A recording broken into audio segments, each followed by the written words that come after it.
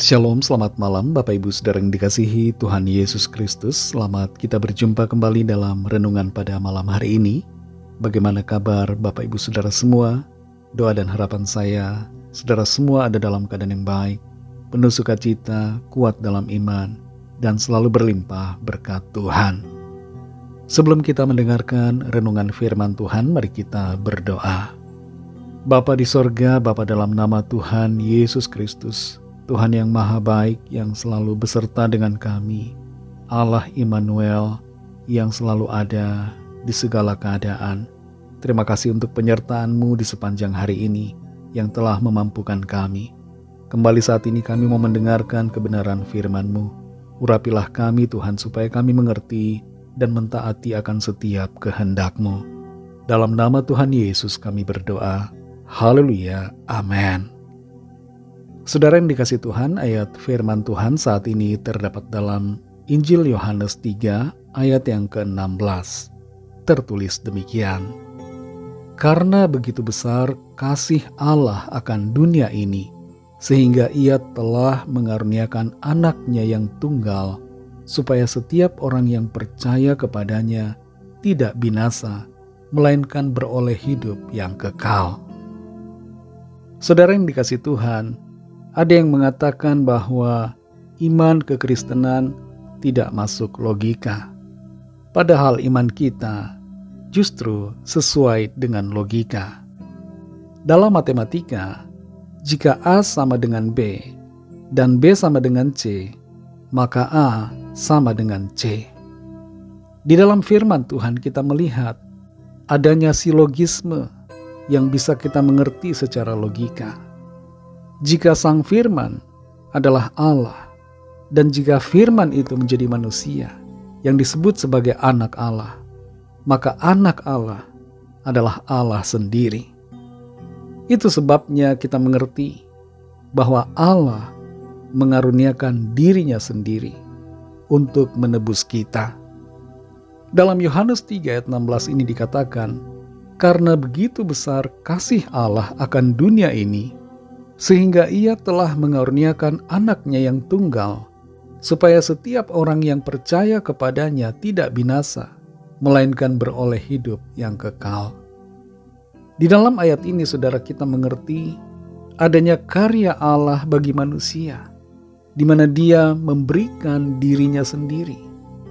Walaupun di sini dikatakan Ia telah mengaruniakan anaknya yang tunggal, tapi kalau kita baca Yohanes 1, ayat 1-3 dan ayat 14, dan kita mengerti akan kebenaran isi Alkitab, maka kita akan memahami bahwa karena begitu besar kasih Allah akan dunia ini, sehingga Ia telah mengaruniakan dirinya sendiri, supaya setiap orang yang percaya kepadanya tidak binasa, melainkan beroleh hidup yang kekal. Kasih Allah kepada kita begitu besar, sangat besar, tak terhingga, dan kasih-Nya itu membuatnya turun ke bumi untuk menyelamatkan kita yang berdosa. Tidak ada yang dapat menyelamatkan kita selain Allah sendiri, selain Tuhan Sang Pencipta. Malaikat tidak sanggup menyelamatkan kita, apalagi kita manusia. Kita tidak sanggup menyelamatkan diri kita sendiri. Hanya Tuhan Allah yang sanggup menyelamatkan kita. Dan itu sebabnya Dia turun untuk membawa kita naik ke sorga. Tuhan sendiri telah berfirman bahwa Dialah satu-satunya Mesias. Dialah satu-satunya Juru Selamat. Dan itu sebabnya kita mengerti bahwa Tuhan Yesus adalah Allah sendiri. Dia adalah Juru Selamat. Dia adalah pencipta kita yang telah berkorban bagi saudara dan saya. Tuhan memberikan kepada kita yang paling berharga, yaitu dirinya sendiri. Dia datang ke dunia, Dia berinkarnasi, menjadi sama seperti kita. Dalam Filipi 2 ayat 6-7 dikatakan bahwa Kristus Yesus, walaupun dalam rupa Allah, mengosongkan dirinya, mengambil rupa seorang hamba, menjadi sama dengan manusia. Dan dalam keadaan sebagai manusia Ia telah merendahkan dirinya taat sampai mati, mati di kayu salib. Saudara yang dikasihi Tuhan, bagaimana respon saudara terhadap kasih Allah yang begitu besar ini?